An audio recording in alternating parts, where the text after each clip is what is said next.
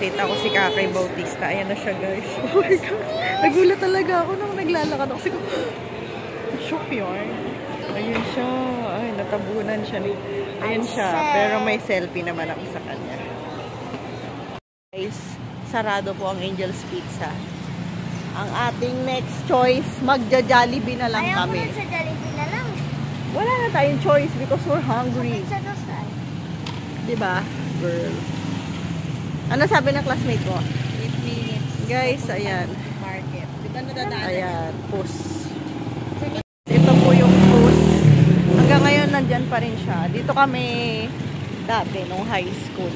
Nag-itingin ng mga anik-anik sa life. Yung mga ano ba? Mga pang-decorate sa school. Yan, dyan. Ito na yung plaza. Dulo nito ay Jollibee. Kung saan dati naka-duty si daddy tsaka si mami. At doon sila nagkakilala dito sa Jollibee Plaza. So ginagawa yung mga museum dito. Alam ko may museum dyan eh. Okay. Yung Jollibee Plaza. Ayan, bukas. Bukas siya.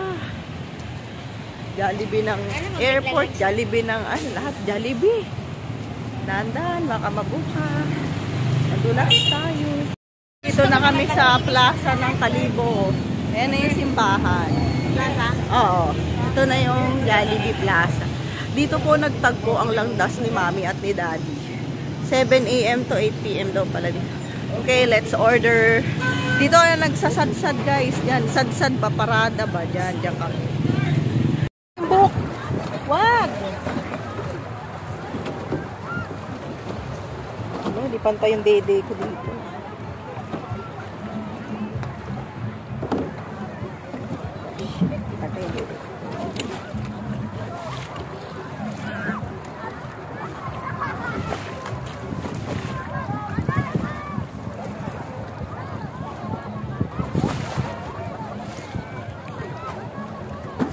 Okay na ko yan. Bakit po? Naalon ko si madam.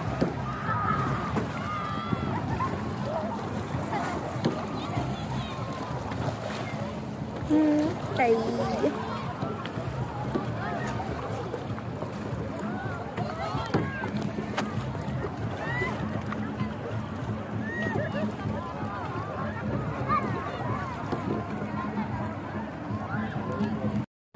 For today's video, nandito kami ngayon sa pwesto ng aking tita dito sa market sa Boracay. Ito yung isa niyang pwesto, meron pa siya dun sa kabila. So, yan.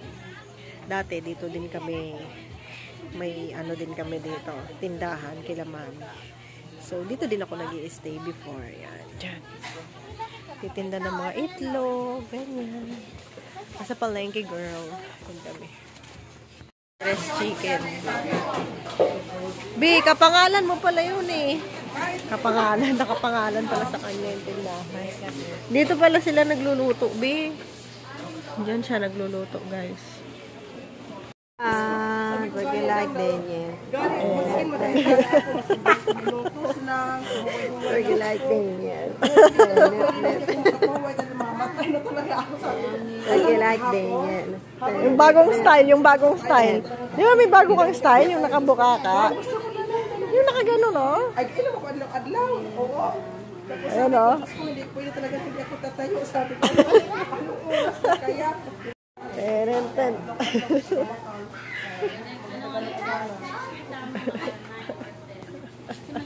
Ayan na.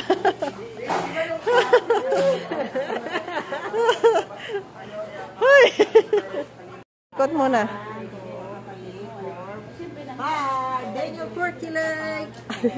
Turkey like Daniel. Ikot ka. Ikot ka. Habang nagtutwerk, umiikot. Habang tumatalo, nagtutwerk.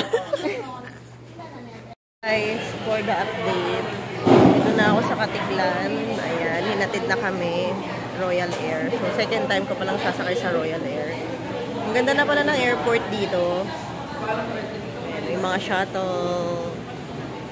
Mahal kasi ng ticket sa Kalibo, guys. Hindi ko pinaya. Dito na lang kami. Bye! Dito sana kami sasakay. Ay, umalis na pala sila kasi 9. Ayan o. O, on time. So, kain muna ako. Nagugutom ako eh.